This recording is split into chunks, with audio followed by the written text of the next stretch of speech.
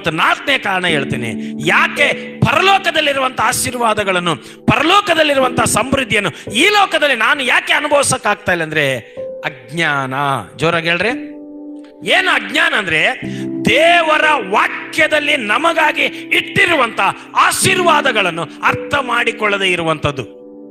ಇನ್ನೊಂದ್ಸರಿ ಹೇಳ್ತೀನಿ, ದೇವರು ನಮಗಾಗಿ ಇಟ್ಟಿರುವಂತ ಆಶೀರ್ವಾದಗಳನ್ನು ಅರ್ಥ ಮಾಡಿಕೊಳ್ಳದೆ ಇರುವಂತದ್ದು, ಅವುಗಳನ್ನು ಗ್ರಹಿಸದೇ ಇರುವಂತದ್ದು, ಅವುಗಳನ್ನು ತಿಳ್ಕೊಳ್ಳದೆ ಇರುವಂತದ್ದು, ಅವುಗಳ ಬಗ್ಗೆ ಸರಿಯಾದಂತ ಗ್ರಹಿಕೆ ಇಲ್ಲದೆ ಇರುವಂತದ್ದು.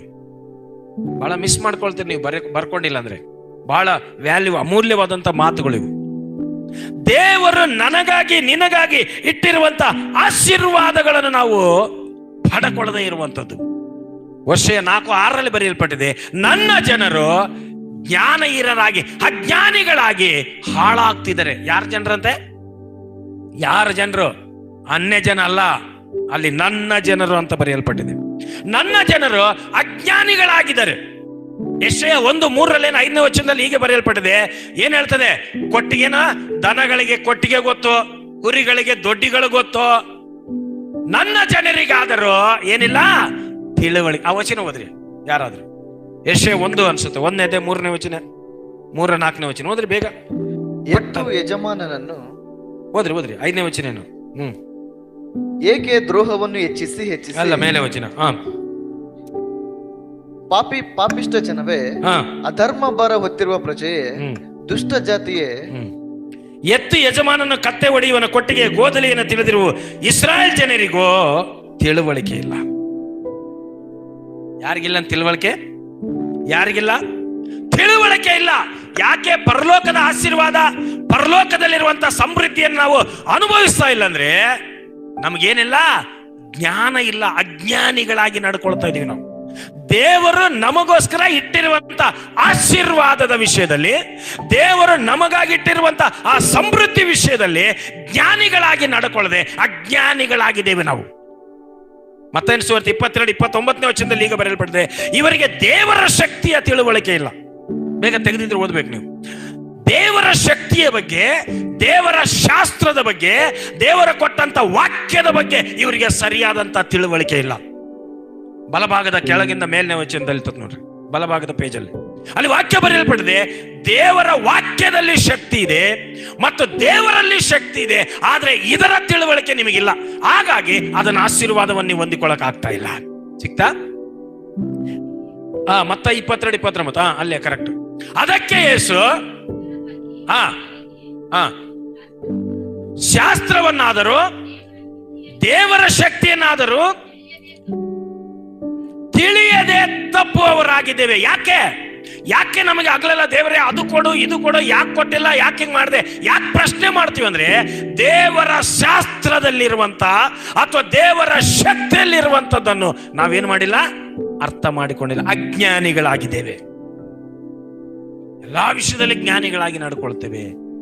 ದೇವರು ನಮಗಾಗಿ ಕೊಟ್ಟಿರುವಂತ ಆಶೀರ್ವಾದಗಳ ಬಗ್ಗೆ, ದೇವರು ತನ್ನ ಮಗನಾಗಿ ನಮ್ಮನ್ನು ಆಶೀರ್ವಾದ ಮಾಡಿ, ಅಥವಾ ದೇವರು ನಮ್ಮಲ್ಲಿಟ್ಟಿರುವಂತ ಅಧಿಕಾರದ ವಿಷಯದಲ್ಲಿ ನಾವು ಅಜ್ಞಾನಿಗಳಾಗಿ ನಡ್ಕೊಳ್ತಿದ್ದೀವಿ. ಆ ಅಜ್ಞಾನಿಗಳಾಗಿ ಇರುವುದರಿಂದ ಇವತ್ತು ಎಷ್ಟೋ ವಿಷಯಗಳಲ್ಲಿ ನಾವು ದೇವರು ನಮಗಾಗಿಟ್ಟಿರುವಂತ ಆಶೀರ್ವಾದಗಳನ್ನು ಪಡ್ಕೊಳ್ಳಕ್ ಆಗ್ತಾ ಇಲ್ಲ, ಹೊಂದಿಕೊಳ್ಳಕ್ ಆಗ್ತಾ ಇಲ್ಲ. ನಾವು ಹೊಂದ್ಕೊಳ್ಳೋದು ರೀಸೆಂಟ್ ಆಗಿ ಹೋಗಿ ಅಲ್ಲಿ 15 ನಿಮಿಷ ಆಯ್ತು ಕೂತ್ಕೊಂಡು, ಸೆಕೆ ಆಗ್ತಾ ಇದೆ, ಅಲ್ಲಿ ಫ್ಯಾನ್ ಇದೆ, ಇಲ್ಲಿ ಸ್ವಿಚ್ ಇದೆ, ನನ್ನ ಪಕ್ಕದಲ್ಲೇ ಇದೆ ಸ್ವಿಚ್. ಎಲ್ಲಿದೆ? ನನಗೆ ಅಲ್ಲಿ ಸ್ವಿಚ್ ಇದೆ, ಫ್ಯಾನ್ ಹಾಕೊಳ್ಬೇಕನ್ನುವಂತ ಜ್ಞಾನನೇ ಯಾರು ಇನ್ನೊಬ್ರು ಹೇಳಿದಾಗ ಮಾತ್ರ ನನಗೆ ಗೊತ್ತಾಯ್ತು. ಯಾಕೆ? ಅದನ್ನು ಅನುಭವಿಸ್ಲಿಕ್ಕೆಲ್ಲ ನನಗೇನಿದೆ? ಅಧಿಕಾರ ಇದೆ, ಅನುಕೂಲಗಳಿದೆ. ಬಾಯಿಂದ ಹೇಳ್ರಿ ಅಧಿಕಾರ ಇದೆ, ಆದ್ರೆ ನಾನೇನ್ ಮಾಡೀನಿ? ಆ ಜ್ಞಾನ ಇಲ್ಲ ನನಗೆ. ಇವತ್ತೆಷ್ಟೋ ಸರಿ ದೇವರು ನಮಗಾಗಿ ಇಟ್ಟಿರುವಂತ ಆಶೀರ್ವಾದಗಳು, ಬಹುಮಾನಗಳು, ಪ್ರವಾದನಾತ್ಮಕವಾದಂತ ಎಷ್ಟೋ ಆಲೋಚನೆಗಳನ್ನು ನಮ್ಮ ಮುಂದಿದ್ರು, ನಮ್ಮ ಕಣ್ಣಿಗೆ ಕಂಡ್ರು, ನಮಗೆ ಗೊತ್ತಿದ್ರು ಕೂಡ ಎಷ್ಟೋ ಸಾರಿ ನಾವು ಅಜ್ಞಾನಿಗಳಾಗಿ ನಡ್ಕೊಳ್ತಾ ಇದ್ದೀವಿ. ಪ್ರಿಯ ದೇವರ ಪ್ರಜೆಗಳೇ, ದೇವರು ಬಹಳ ಸುಲಭವಾಗಿ ನಮಗೆ ಕೊಟ್ಟಿದ್ದಾನೆ.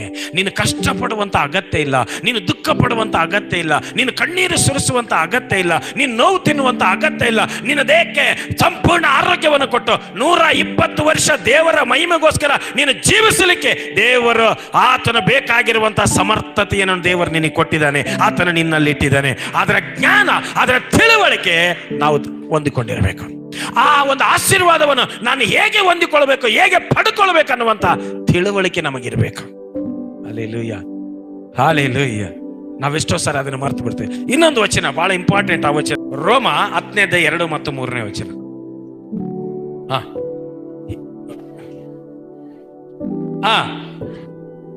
ಆಗಿದ್ದಾರೆಂದು ಕೇಳಿಸ್ಕೊಳ್ರಿ. ಆದರೂ ಅವರು ಜ್ಞಾನಾನುಸಾರವಾದದ್ದಲ್ಲ ಅವ್ರ ಆಸಕ್ತಿ. ಓಕೆ,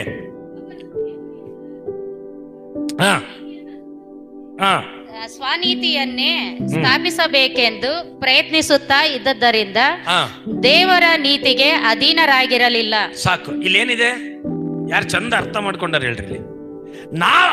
ಪೌಲ ಹೇಳ್ತಾನೆ, ಇವ್ರು ಎಷ್ಟು ಆಸಕ್ತಿ ಇದಾರಲ್ಲಪ್ಪ ದೇವ್ರ ವಾಕ್ಯದ ಪ್ರಕಾರ, ಇವ್ರು ಎಷ್ಟು ಇಂಟ್ರೆಸ್ಟ್ ಇದಾರಲ್ಲಪ್ಪ ದೇವ್ರ ವಾಕ್ಯದ ಪ್ರಕಾರ, ದೇವರಿಗೋಸ್ಕರವಾಗಿ ಒಳ್ಳೆ ಕೆಲಸ ಮಾಡ್ತಾರೆ, ಬಹಳ ಆಸಕ್ತಿ ಇದಾರಂತ ನಾನು ಅನ್ಕೊಂಡೆ. ಆದ್ರೆ ಅವರು ಮಾಡ್ತಿರುವುದು ಜ್ಞಾನ ಅನುಸಾರವಾದದ್ದಲ್ಲ. ಅವರ ಆಸಕ್ತಿ ಜ್ಞಾನ ಅನುಸಾರವಾದದ್ದಲ್ಲ. ಅವರ ತಿಳುವಳಿಕೆ ಜ್ಞಾನ ಅನುಸಾರವಾದದ್ದಲ್ಲ. ಮುಂದಿನ ವಚನದಲ್ಲಿ ಬರೆಯಲ್ಪಟ್ಟಿದೆ ಏನಂದ್ರೆ, ಅವರು ಏನ್ ಮಾಡ್ತಾರೆ? ತಮ್ಮ ಸ್ವನೀತಿಯಿಂದ ಮಾಡ್ತಾ ಇದ್ದಾರೆ. 3ನೇ ವಚನ ಏನ್ ಹೇಳುತ್ತೆ? ಅವರು ತಮ್ಮ ಸ್ವಾರ್ಥದಿಂದ, ಸ್ವನೀತಿಯಿಂದ, ಅವರ ಸ್ವಂತವಾಗಿ ಅವರ ಮನಸ್ಸಿಗೆ ತೋಚಿದ್ದನ್ನು ಮಾಡ್ತಾ ಇದ್ದಾರೆ. ಅವರು ಮಾಡುತ್ತಿರುವುದು ಜ್ಞಾನ ಅನುಸಾರವಾದದ್ದಲ್ಲ ಎಂಬುದಾಗಿ ಸ್ಪಷ್ಟವಾಗಿ ಅಲ್ಲಿ ವಾಕ್ಯದಲ್ಲಿ ಬರೆಯೋದು. ಅಂದ್ರೆ ಅರ್ಥ ಏನಂದ್ರೆ, ಇವ್ರಿಗೆ ಏನು ಬಂದಿದೆ ಅಂದ್ರೆ, ಒಂದು ಆತ್ಮಿಕವಾದಂತಹ ಅಹಂಕಾರ ಅವರಿಗೆ ಬಂದಿದೆ, ಆತ್ಮಿಕವಾಗಿರುವಂತಹ ಒಂದು ಗರ್ವ ಅವರಿಗೆ ಬಂದಿದೆ. ಅವರು ಆಸಕ್ತಿ ತೋರಿಸ್ತಾ ಇದ್ದಾರೆ, ಅವರು ಮಾಡ್ತಾ ಇದ್ದಾರೆ, ಅವರು ನಡೆಸಲ್ಪಡ್ತಾ ಇದ್ದಾರೆ, ಅವ್ರು ಏನು ಅಂದುಕೊಂಡ್ರೆ ಅದನ್ನು ಮಾಡ್ತಾ ಇದ್ದಾರೆ. ಆದ್ರೆ ಅವರು ಮಾಡುತ್ತಿರುವಂಥದ್ದು ಜ್ಞಾನಾನುಸಾರವಾದದ್ದು ಅಲ್ಲ. ಹೌದಾ ಇಲ್ವಾ? ಹೌದಾ ಇಲ್ವಾ? ಜ್ಞಾನಾನುಸಾರದ್ದು ಅಂದ್ರೆ ಅದಕ್ಕೆ ಆದಂತ ದೇವರ ವಾಕ್ಯದ ನಿಯಮಗಳೊಂದಿಗೆ ಮಾಡುವಂಥದ್ದು. ಮೇಲ್ನೋಟಕ್ಕೆ ಅವರ ಆಸಕ್ತಿ ನೋಡಿ, ಅವ್ರಿಗಿರುವಂತ ಕೃಪಾವರಗಳು ನೋಡ್ರಿ, ಅವ್ರು ಮಾಡುವಂಥದ್ದು ನೋಡಿ ಬಹಳ ಸಂತೋಷ ಆಗುತ್ತೆ ಅಂತೇಳಿ ಪೌಲನು ಹೇಳ್ತಾ ಇದ್ದಾನೆ ರೋಮಾಪತ್ರದಲ್ಲಿ. ಆದ್ರೆ ಅವ್ರು ಮಾಡುವಂಥದ್ದು ಜ್ಞಾನಾನುಸಾರವಾದದ್ದಲ್ಲ. ಅವ್ರು ಏನು ಮಾಡ್ಬೇಕಂತ ತಿಳಿದಿದ್ರು ಕೂಡ ಅದನ್ನು ಮಾಡದೆ ಅವ್ರು ಏನ್ ಮಾಡ್ತಾ ಇದ್ದಾರೆ? 3ನೇ ವಚನದಲ್ಲಿ ಅವರು ಸ್ವನೀತಿಯನ್ನೇ ಸ್ಥಾಪಿಸಬೇಕೆಂದು ನಾನು ಅಂದುಕೊಂಡಿದ್ದೆ, ನಾನು ಸ್ವಂತವಾಗಿ ಏನು ಅಂದುಕೊಂಡಿದ್ದೇನೆ ಅದನ್ನೇ ಮಾಡ್ಬೇಕು, ಅದನ್ನೇ ಸ್ಥಾಪಿಸಬೇಕೆಂಬುದಾಗಿ ಮಾಡಿಕೊಳ್ಳುತ್ತಿರುವುದರಿಂದ ಅವರು ವಿವೇಕ ಇಲ್ಲದವರಾಗಿ ನಡ್ಕೊಳ್ತಾ ಇದ್ದಾರೆ. ರೋಮ 1:21 ಕೂಡ ಅದೇ ಮಾತು ಹೇಳ್ತಾನೆ. ಏನು ಮಾಡಬೇಕಂತ ಅವ್ರಿಗೆ ಗೊತ್ತಿದ್ರು ಕೂಡ ಅವರು ಸ್ವನೀತಿ ಅವರಿಗೆ ಇರೋದ್ರಿಂದ, ಅವರಿಗೆ ಸ್ವಾರ್ಥ ಇರೋದ್ರಿಂದ ಏನು ಮಾಡಬೇಕೋ ಅದನ್ನು ಹೊರತುಪಡಿಸಿ ತಮ್ಮ ಸ್ವನೀತಿಗೆ ಅನುಸಾರವಾಗಿ ಅವರು ಮಾಡ್ತಾ ಇದ್ದಾರಂತೆ. ಅಂದ್ರೆ ಅರ್ಥ ಏನು? ದೇವರ ಆಶೀರ್ವಾದಗಳು, ದೇವರ ಸಮೃದ್ಧಿಯನ್ನು ಹೊಂದಿಕೊಳ್ಳಲಿಕ್ಕೆ ಇವರಿಗಿರುವಂತ ಅಡ್ಡಿ ಯಾವುದೋ? ಅಡ್ಡಿ ಯಾವುದೋ ಹೇಳ್ರಿ? ಅಜ್ಞಾನ. ಒಂದ್ಸಾರಿ ಉದಾಹರಣೆಗೆ ನಾನು ಹೇಳ್ತೇನೆ. ಉಜ್ಜಿಯ ಅನ್ನುವಂತ ಒಬ್ಬ ರಾಜ ಇದ್ದಾನೆ ಬೈಬಲಲ್ಲಿ. 26ನೇ ನೀವು ಧರ್ಮೋಪದೇಶಕ ಪೂರ್ವಕಾಲ ವೃತ್ತಾಂತ 26ನೇ 2ನೇ ಪೂರ್ವಕಾಲ ಓದಿದ್ರೆ ಗೊತ್ತಾಗುತ್ತೆ. ಅಲ್ಲಿ ಆ ಅರಸನು ಏನ್ ಮಾಡ್ತಾನಂದ್ರೆ, ಅಲ್ಲಿ ಯಾಜಕರು ಬರೋದು ಸ್ವಲ್ಪ ತಡವಾಗುತ್ತೆ. ನೀವು 26ನೇದು 28ನೇ ವಚನ ಅನ್ಸುತ್ತೆ, ತೆಗೆದಿಟ್ಕೊಳ್ರಿ. 29 ಅಲ್ಲಿ ಯಾಜಕನ ಅಲ್ಲಿಗೆ ಬರೋದು ತಡವಾಗುವಾಗ ರಾಜ ಏನ್ ಮಾಡ್ತಾನೆ? ನಾನು ದೇವರ ಸೇವಕರಿಗಿಂತ ನಾನೇನು ಕಡಿಮೆನಾ? ನಾನು ಯಾರ ಮಾತು ಕೇರ್ ಮಾಡಲ್ಲ, ನನಗೆ ಗೊತ್ತು ಹೆಂಗ್ ಮಾಡ್ಬೇಕಂತ, ನಾನು ಏನ್ ಮಾಡ್ಬೇಕು, ಯಜ್ಞ ಅರ್ಪಿಸೋದು ಏನಂತ ನನಗೆ ಚೆನ್ನಾಗಿ ಗೊತ್ತಿದೆ, ನೀವೆಲ್ಲ ಹೇಳ್ಬೇಕಾಗಿಲ್ಲ, ನಾನೇ ಮಾಡ್ತೀನಿ ಅಂತೇಳಿ ಆತನು ದೇವರ ಯಜ್ಞವೇದಿ ಮೇಲೆ ಏನ್ ಮಾಡ್ತಾನೆ? ಅದನ್ನ ತೆಗೆದುಕೊಂಡು ಹೋಗ್ತಾನೆ. ಪುಸ್ತಕದಲ್ಲಿ 26ನೇ ಅಧ್ಯಾಯದ 18ನೇ ವಚನ ಅನ್ಸುತ್ತೆ. ಅಲ್ಲಿರುವಂತ ನಿಂತಿರ ಜನರೆಲ್ಲ ಆತನಿಗೆ ಹೇಳ್ತಾನೆ, ಓ ಅರಸನೇ, ಇದು ದೇವರ ಯಾಜಕರು ಮಾಡ್ಬೇಕಾದಂತ ಕೆಲಸ. ಏನ್ ಹೇಳ್ತಾನೆ? ಇದು ದೇವರ ಯಾಜಕರು ಮಾಡಬೇಕಾದಂತ ಕೆಲಸ, ಇದು ನೀನು ಮಾಡತಕ್ಕವನಲ್ಲ, ನೀನು ಅರಸನಾಗಿದ್ದೀ. ಇದು ಭೌತಿಕವಾಗಿ ಲೋಕದಲ್ಲಿರುವಂತ, ಈ ದೇಶದಲ್ಲಿರುವಂತ ಜನರನ್ನು ಆಡಳಿತ ಮಾಡುವುದು ಮಾತ್ರ ನಿನ್ನ ಕೆಲಸ. ಆತ್ಮಿಕ ವಿಷಯಗಳಲ್ಲಿ ಜವಾಬ್ದಾರಿ ತೆಗೆದುಕೊಂಡು ಮಾಡಬೇಕಾದಂಥದ್ದು ಅದು ಯಾಜಕರ ಕೆಲಸ. ಆದ್ರೆ ಅವನು ಕೇಳೋದಿಲ್ಲ. ಹೋದ್ರಿ 18ನೇ ವಚನ ಹೋದ್ರಿ. ಉಜ್ಜೀಯನೇ, ಯೆಹೋವನಿಗೋಸ್ಕರ ಧೂಪ ಹಾಕುವುದು ನಿನ್ನ ಕೆಲಸವಲ್ಲ. ನಿನ್ನ ಕೆಲಸ ಅಲ್ಲ. ಅದಕ್ಕೋಸ್ಕರ ನೀನು ಧೂಪ ಹಾಕುವುದು ನಿನ್ನ ಕೆಲಸ ಅಲ್ಲ. ಹಿಜ್ಕೀಯನೇ, ಅದಕ್ಕೋಸ್ಕರ ಆರೋನನ ಸಂತವರಾಗಿರುವಂತವರನ್ನು, ಯಾಜಕರನ್ನು ದೇವರು ಪ್ರತಿಷ್ಠಿಸಲ್ಪಟ್ಟಿದ್ದಾರೆ. ಯಾರು ಮಾಡ್ಬೇಕಾಯ್ತು ಈ ಕೆಲಸ? ಯಾರು ಮಾಡ್ಬೇಕಾಯ್ತು ಈ ಕೆಲಸ? ಯಾರು ಮಾಡ್ತಾ ಇದಾರೆ ಇಲ್ಲಿ? ರಾಜ, ಈ ದೇಶಕ್ಕೆ ರಾಜ. ನಾನು ಹೇಳಿದ್ದೆಲ್ಲ ಇವ್ರು ಕೇಳ್ತಾರೆ, ನಾನು ಹೇಳಿದ್ದೆಲ್ಲ ನಡೀತೆ, ನಾನ್ ರಾಜ, ಎಲ್ಲರೂ ಬಾಯಿ ಮುಚ್ಕೊಂಡಿರ್ಬೇಕು, ನಾನು ಏನ್ ಮಾಡಿದ್ರೆ ನಡೀತೈತೆ ಅಂತೇಳಿ ಅವನು ಮಾಡಕ್ ಹೋಗ್ತಾನೆ. ಅಲ್ಲಿ ವಾಕ್ಯ ಬರೆಯಲ್ಪಡ್ದ, ಅವನು ಮಾಡೋದೇ ಇಲ್ಲ. ಮಾಡೋದಕ್ಕಿಂತ ಮುಂಚಿತವಾಗಿ ಏನಾಗುತ್ತೆ ಅಲ್ಲಿ ಕೆಳಗಡೆ ಮುಂದಿನ ವಚನ ಹೋದ್ರೆ ಏನಾಗುತ್ತೆ? ಇದಕ್ಕಾಗಿ ಪವಿತ್ರಾಲಯವನ್ನು ಬಿಟ್ಟು ಹೋಗು, ನೀನು ದ್ರೋಹಿ. ಇದಕ್ಕಾಗಿ ದೇವರಾದ ಯೆಹೋವನಿಂದ ನಿನಗೆ ಮಾನ ಉಂಟಾಗಲಾರದು ಅನ್ನಲು ಧೂಪ ಹಾಕ. ಅವ್ರು ಅಷ್ಟು ಎಚ್ಚರಿಕೆ ಕೊಡ್ತಾರೆ, ಹಿಂಗ್ ಮಾಡ್ಬೇಡಪ್ಪ, ನಿನಗೆ ಮಾನ ಬರೋದಿಲ್ಲ, ಇದು ಯೋಗ್ಯವಾದ ಕೆಲಸ ಅಲ್ಲ, ಇದು ತಪ್ಪು, ಇಲ್ಲಿ ನೀನ್ ಮಾಡ್ಬೇಡ, ಆ ಯಜ್ಞವೇದಿ ಹತ್ರ ನೀನ್ ಇರ್ಬೇಡ, ನೀನು ಹೊರಗಡೆ ಬಾ ಅಂತ ಕರೆದ್ರು ಕೂಡ ಆತನ ಅವ್ರ ಮಾತು ಕೇಳೋದೇ ಇಲ್ಲ. ಕೇಳ್ದೆ ಏನ್ ಮಾಡ್ತಿದ್ದಾರೆ? ಏನಾಗ್ತದೆ ಮುಂದಕ್ಕೆ? ಕೈಯಲ್ಲಿ ಧೂಪಾರತಿಯನ್ನು ಹಿಡಿದಿದ್ದ ಉಜ್ಜೀಯನು ಕೋಪವುಳ್ಳವನಾದನು. ಅವನು ಯೆಹೋವನ ಆಲಯದ ಧೂಪವೇದಿಯ ಬಳಿಯಲ್ಲಿ ನಿಂತು ಯಾಜಕರೊಡನೆ ಸಿಟ್ಟಿನಿಂದ ಮಾತನಾಡುತ್ತಿರುವಾಗ ಯಾಜಕರ ಸಮಕ್ಷಮದಲ್ಲಿ ಅವನ ಹಣೆಯ ಮೇಲೆ ಏನಾಯ್ತು? ಕುಷ್ಠರೋಗ ಬಂತಾಗ್ಲೇ.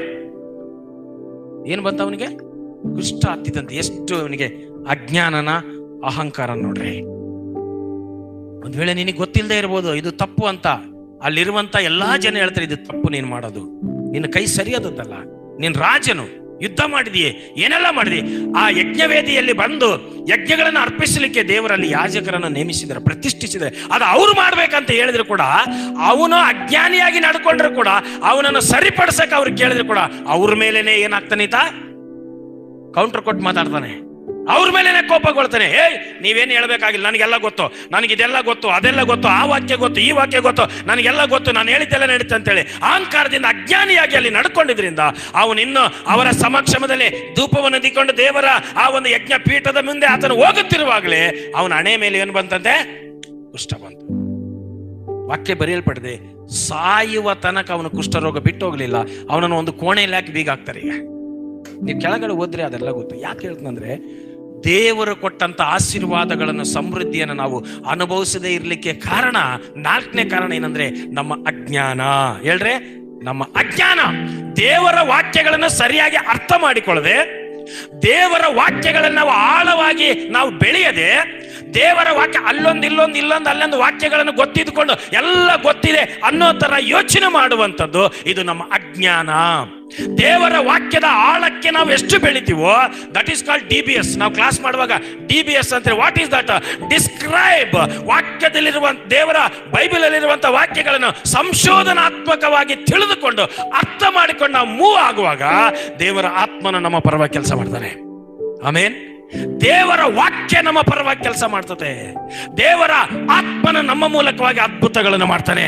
ನಾನು ಅದ್ಭುತಗಳನ್ನು ಮಾಡೋದಿಲ್ಲ, ನಾನು ಪ್ರಾರ್ಥನೆ ಮಾಡೋದ್ರಿಂದ ಅಲ್ಲ, ದೇವರ ಆತ್ಮನು ನನ್ನ ಮೂಲಕ ಮಾಡ್ತಾನೆ. ಹೇಳಿ, ನಾನ್ ಪ್ರಾರ್ಥನೆ ಮಾಡಿದ್ರೆ ಆಗ್ಬಿಡ್ತದೆ, ನಾನ್ ಪ್ರಾರ್ಥನೆ ಮಾಡಿದ್ರೆ ಎಲ್ಲ ಆಗ್ಬಿಡುತ್ತಂದ್ರೆ ನನ್ನ ಅಜ್ಞಾನ. ನನ್ನ ಮೂಲಕ ದೇವರ ಆತ್ಮನು ಮಾಡುತ್ತಾನೆ, ನನ್ನ ಮೂಲಕವಾಗಿ ದೇವರ ಆಶೀರ್ವಾದ ಮಾಡ್ತಾನೆ, ನನ್ನನ್ನು ಉಪಯೋಗಿಸಿಕೊಂಡು ದೇವರ ಆಶೀರ್ವಾದ ಮಾಡ್ತಾನೆ, ನನ್ನ ಕೈಗಳನ್ನು ಉಪಯೋಗಿಸಿಕೊಂಡು ದೇವರ ಅದ್ಭುತ ಮಾಡ್ತಾನೆ. This is the deepest rooted heart. ಅಂದ್ರೆ ವಾಕ್ಯದಲ್ಲಿ ಆಳವಾಗಿ ಬೆಳೆದಿರುವಂತ ವ್ಯಕ್ತಿಯು ಮಾತಾಡುವಂತ ಮಾತು. ಅದಕ್ಕೆ ಆತ್ಮಿಕ ಬೆಳವಣಿಗೆಗೆ ಬೇಕಾಗಿದ್ದು ದೇವರ ವಾಕ್ಯ. ದೇವರ ವಾಕ್ಯ ಯಾವುದೋ ಒಂದು ಓದಿದ್ರೆ ಸಾಲದು, ಯಾವತ್ತೋ ಒಂದಿನ ಓದಿದ್ರೆ ಸಾಲದು.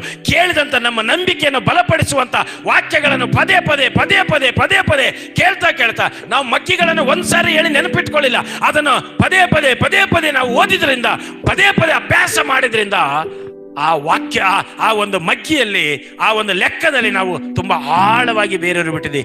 2 3 7 ಅಂತ ಯಾರು ಹೇಳಿದ್ರು ಕೂಡ ನಂಬೋದೇ ಇಲ್ಲ. ಹೇಳ್ರಿ, 2 3 ಹೇಳ. ಯಾಕೆ ನೀವು ನಂಬಲ್ಲ?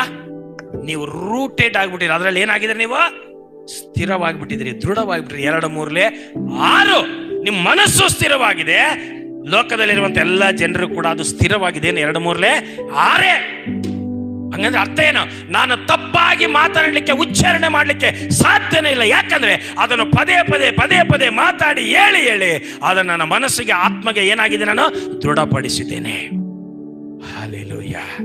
ಇಲ್ಲಿ ಏನ್ ಹೇಳ್ತಿದೆ, ಅವನು ಸ್ವನೀತಿಯನ್ನೇ ಸ್ಥಾಪಿಸಬೇಕೆಂದು ಅವ್ರು ಹಾಗೆ ಮಾಡ್ತಾರಂತೆ. ಆದ್ರೆ ದೇವರ ವಾಕ್ಯ ಹೇಳ್ತೀವಿ, ಇವತ್ತಿನ ನಾನು ಮೆಸೇಜ್ ಹಾಕುವಾಗ ದೇವರು ನಿನ್ನನ್ನು ಪುನಃಸ್ಥಿತಿಗೆ ತರ್ತಾನೆ, ದೇವರು ನಿನ್ನನ್ನು ಪುನಃ ಸ್ಥಾಪಿಸುತ್ತಾನೆ. ಅದು ದೇವರ ಹೊರತಾಗಿ ಮನುಷ್ಯರಲ್ಲ.